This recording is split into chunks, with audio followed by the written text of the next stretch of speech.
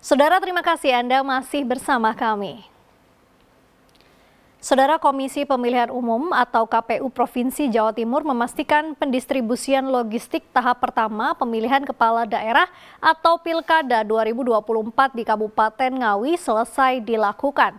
Logistik tahap pertama terdiri dari kotak suara, tinta, dan tali kabel pengikat. Logistik tahap pertama diterima KPU Ngawi sejak sepekan terakhir. Divisi Sosialisasi Pendidikan Pemilih dan Partisipasi Masyarakat KPU Provinsi Jawa Timur Nur Salam memastikan pendistribusian logistik Pilkada 2024 tahap pertama di Kabupaten Ngawi sudah aman. Logistik disimpan di gudang KPU di Gudang Bulog Desa Keniten, Kecamatan Geneng, Kabupaten Ngawi dengan penjagaan ketat petugas. Logistik tahap pertama didistribusikan oleh penyedia ke gudang KPU Ngawi, diantaranya 2.786 kotak suara, 2.748 tinta, dan 16.488 kabel tis atau kabel ikat plastik. Selanjutnya pendistribusian surat suara masih menunggu pengadaan logistik tahap kedua. Logistik ya yang sudah dikirim hari ini non calon. Jadi kebutuhan yang itu masih belum mencantumkan calon. Jadi ada kotak suara, tinta, sama kabel tis ya. Termasuk diantaranya sampul yang sudah dalam proses pengiriman nanti. Sedangkan beberapa kebutuhan yang berkaitan dengan calon, di mana itu ada form, ada surat suara, dan lain sebagainya, itu akan dikirim di tahap kedua ya, atau tahap berikutnya. Karena sejauh ini proses logistik masih dalam proses pengadaan. Jadi itu yang sekarang masih diproses, yang terakhir ada di Jakarta. Pilkada 2024 Kabupaten Ngawi diikuti oleh calon tunggal, yaitu pasangan petahana Oni Anwar Harsono dan Dwi Rianto Jatmiko yang nantinya akan melawan kotak kosong. Dirgo Suyono melaporkan dari Ngawi. Saudara, ratusan warga di Kelurahan Made, Kecamatan Sambikerep, Surabaya menggelar pawai budaya dan tradisi berebut tumpeng agung atau tegal desa. Usai dikirap gunungan sayur dan buah kemudian diperebutkan warga. Sedekah bumi sebagai ungkapan rasa syukur kepada Tuhan. Ada 4 tumpeng agung disiapkan warga dalam tradisi sedekah bumi atau tegal desa yang digelar oleh warga Kelurahan Made, Kecamatan Sambikerep, Surabaya, Minggu siang. Tumpeng setinggi 2,5 meter berisikan hasil bumi seperti sayuran dan buah-buahan langsung jadi rebutan warga.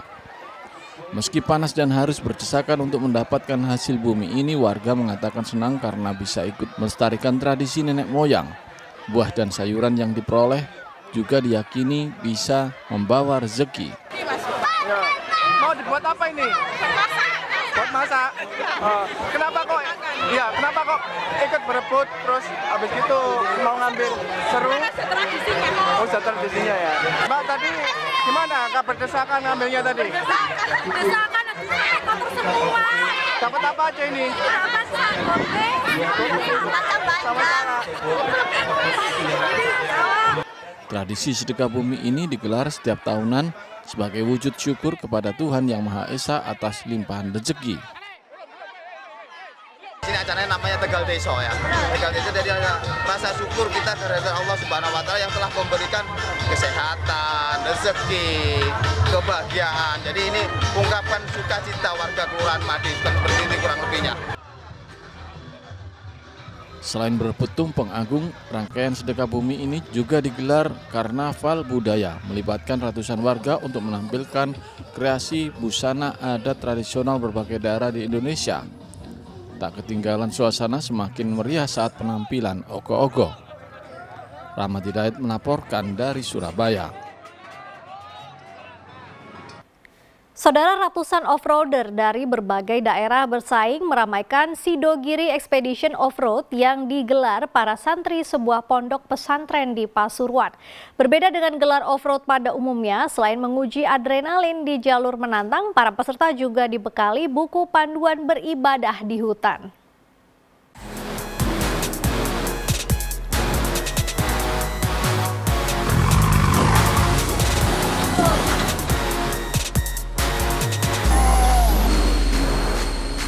Sebanyak 280 peserta dari sejumlah komunitas pecinta off-road Indonesia mengawali petualangan menembus rintangan alam liar di lapangan Pondok Pesantren Sidogiri, Desa Sidogiri, Kecamatan Keraton, Pasuruan. Peserta terbagi dua kelas, yakni kelas ekstrim off-road dan kelas fun off-road 4x4 dan 4x2.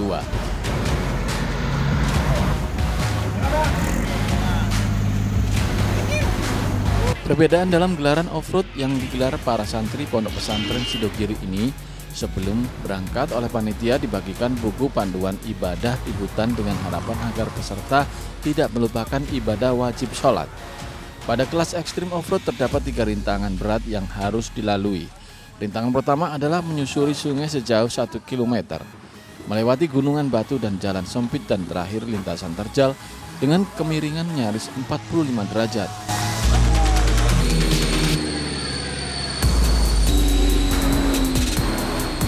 Sebelum melanjutkan sisa rute sejauh 36 km, sejumlah peserta menyempatkan diri beristirahat untuk menunaikan ibadah sholat wajib.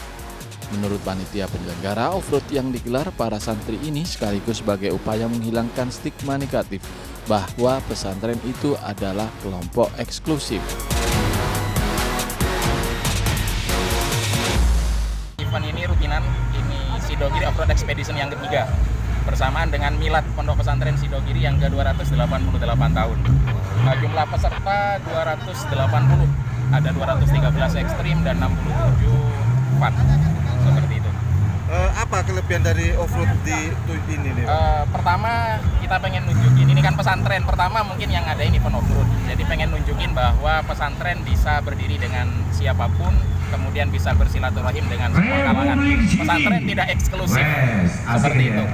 Kemudian juga yang beda dari event ini adalah karena kita yang ngadain adalah pesantren, semua off-roader kita bekali dengan buku panduan ibadah di hutan. Jadi sholat ketika di hutan seperti apa, wudhunya bagaimana, kemudian nutup auratnya seperti apa, caranya di kiblat bagaimana. Jadi tetap kita bekali, dan tadi ketika sambutan juga dipeseni bahwa se-ekstrim apapun medan, jangan lupakan sholat. Jadi sesulit apapun trek off-road, jangan lupakan sholat. Apa acara ini ada ritual khusus apa gimana, Mas? Nggak ada. Bismillah. Oh, ini sudah berapa kali ikut, Mas? Sudah 2 kali. Sudah 2 kali. Ya. Untuk medannya sulit nggak, Mas, kalau ikut off-road ini? Kalau fun ya biasa aja kan. Oh, biasa. Ya, berarti ini sambil liburan berarti, Mas? Sambil liburan sama keluarga. Oh, oke, siap.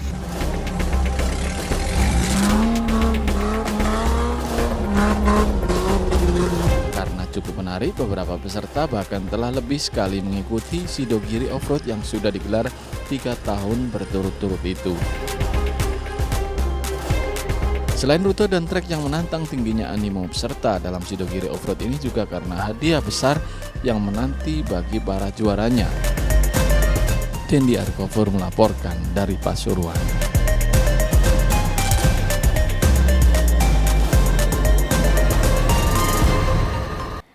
Menikmati kopi Willis di Madiun yang memiliki cita rasa dan aroma buah yang khas. Saudara, informasi selengkapnya sesaat lagi.